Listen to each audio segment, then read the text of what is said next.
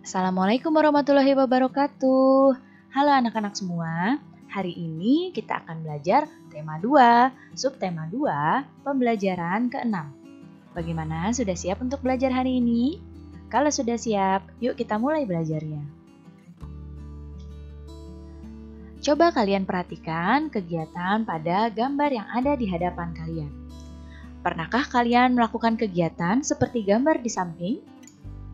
Ya, kegiatan seperti gambar itu biasanya dilakukan ketika kalian bersekolah seperti biasa di awal tahun ajaran. Biasanya kalian akan memilih ketua kelas dan pengurus kelas secara musyawarah.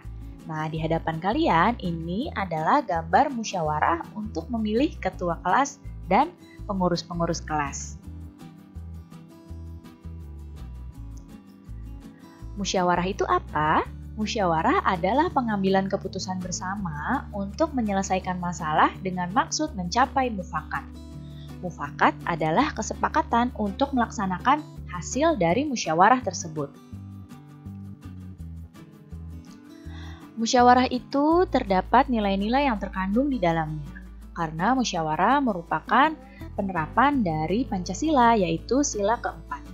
Nah, nilai pertama yang ada di dalam musyawarah adalah nilai kebersamaan. Karena dalam bermusyawarah kita harus duduk bersama-sama untuk menyelesaikan permasalahan yang sedang ada. Kemudian nilai yang kedua adalah nilai kebebasan mengemukakan pendapat. Di sini dalam mengemukakan pendapat kita harus secara sopan ya, dan tidak boleh mengemukakan pendapat dengan cara memaksa. Jadi harus dengan sopan.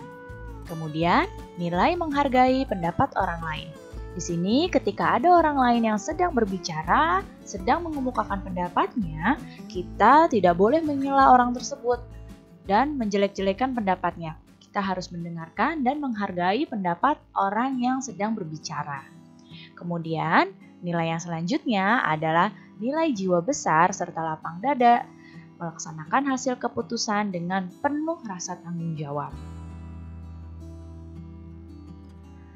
Nah, ciri-ciri musyawarah untuk mufakat antara lain sebagai berikut. Yang pertama, musyawarah itu harus sesuai dengan kepentingan bersama, bukan kepentingan sendiri atau kepentingan golongan tertentu.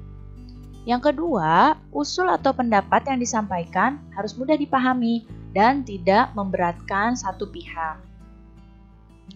Yang ketiga, dalam musyawarah, pertimbangan moral lebih diutamakan dan bersumber dari hati nurani yang jujur. Dan yang keempat, pembicaraan harus dapat diterima dengan akal sehat dan sesuai dengan hati nurani. Jadi ini ya ciri-ciri musyawarah untuk mufakat.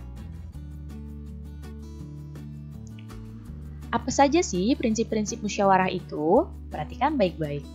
Yang pertama, prinsip musyawarah adalah harus dilandasi dengan akal sehat dan hati nurani yang luhur. Kemudian, musyawarah harus dilandasi dengan semangat gotong royong dan kekeluargaan. Kemudian, musyawarah juga berprinsip untuk mengutamakan kepentingan umum. Kemudian, dalam musyawarah juga kita harus menghargai pendapat orang lain.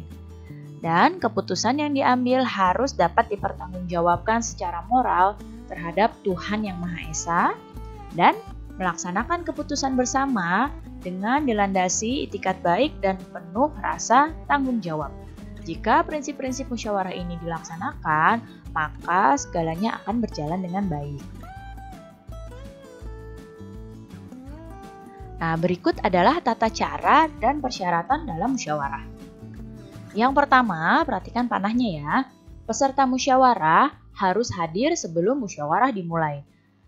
Jadi kalau belum hadir ya musyawarah belum bisa dimulai.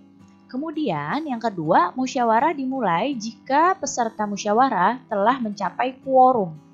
Quorum itu adalah jumlah minimal peserta dari musyawarah tersebut. Jadi harus sampai jumlah minimal pesertanya, baru musyawarah bisa dimulai.